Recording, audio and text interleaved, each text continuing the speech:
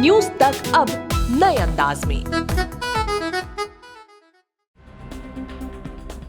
नमस्कार, सुबह की खबरों में स्वागत है आपका। आज दिल्ली लाया जाएगा विपिन रावत का पार्थिव शरीर। शुक्रवार को होगा अंतिम संस्कार। देश में ओमिक्रॉन की रफ्तार जारी, अब तक 33 केस। दुनिया के सबसे अमीर शख्स एलोन मस्क के पास नहीं है अब अपना घर। नेहा धूपिया ने लीक की कैटरीना विकी कौशल की वेडिंग वेन्यू के इनसाइड फोटो। अफ्रीका दौरे के लिए टेस्ट टीम का ऐलान, लेकिन विराट से वापस ली गई ओडीआई की कप्तानी। तमिलनाडु में कुन्नूर के पास हुए हेलीकॉप्टर हादसे में जान गंवाने वाले देश के पहले चीफ ऑफ डिफेंस स्टाफ यानी सीडीएस जनरल बिपिन रावत और उनकी पत्नी मधुलिका का पार्थिव शरीर 9 दिसंबर की शाम तक दिल्ली लाया जाएगा। दोनों का अंतिम संस्कार 10 दिसंबर को दिल्ली छावनी में करने की योजना है। उधर विपिन रावत के गृह राज्य उत्तराखंड में राज्य सरकार ने 3 दिन के राजकीय शोक की घोषणा की है। बता दें कि तमिलनाडु के कुन्नूर में 8 दिसंबर को करीब 12:20 पर हेलीकॉप्टर क्रैश हुआ था। हादसे का शिकार हुए MI-17 VS हेलीकॉप्टर में जनरल रावत की पत्नी मधुलिका समेत सेना के 14 जवान सवार थे। हेलीकॉप्टर हादसे की वजह खराब मौसम को माना जा रहा है।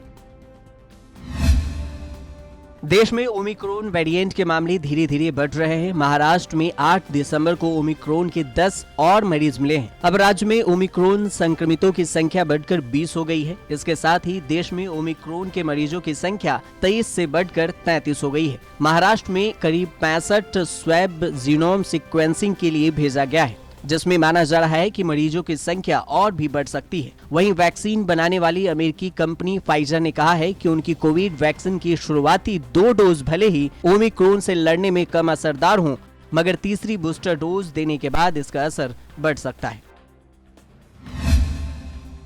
टेस्ला और स्पेस एक्स के सीईओ एलोन मस्क पिछले कुछ समय से अपनी घरों को एक-एक करके बेच रहे हैं। 2 दिसंबर को उन्होंने अपना आखिरी घर भी बेच दिया। बिजनेस इनसाइडर ने अपनी एक रिपोर्ट में कहा है कि सैन फ्रांसिस्को बे एरिया में एलोन मस्क का 47 एकड़ की प्रॉपर्टी थी। खबरों के मुताबिक 2 दिसंबर को $30 मिलियन में इस घर को भी बेच दिया गया। घर बेचने के पीछे की वजह भी दिलचस्प है। दरअसल मई में एलोन मस्क ने कहा था कि 2050 तक वो 10 लाख लोगों को मार्स पर भेजना चाहते हैं। वहाँ कॉलोनी बसाने के लिए वो अपनी सारी प्रॉपर्टी बेच रहे हैं। बता दें कि सैन फ्रांसिस्को में अपने घर को एलोन मस्क ने 2017 में $23 मिलियन में खरीदा था। बाद में उन्होंने अपने सभी घरों को बेचना शुरू कर दिया। हालांकि सैन फ्रांसिस्को वाला ये घर सबसे आखिर में बेचा है। इस घर को बेचने के बाद अब एलोन मस्क के पास अपना कोई घर नहीं है। फिलहाल एलोन मस्क रेंट पर रह रहे हैं। एलोन मस्क दुनिया के सबसे अमीर शख्स हैं।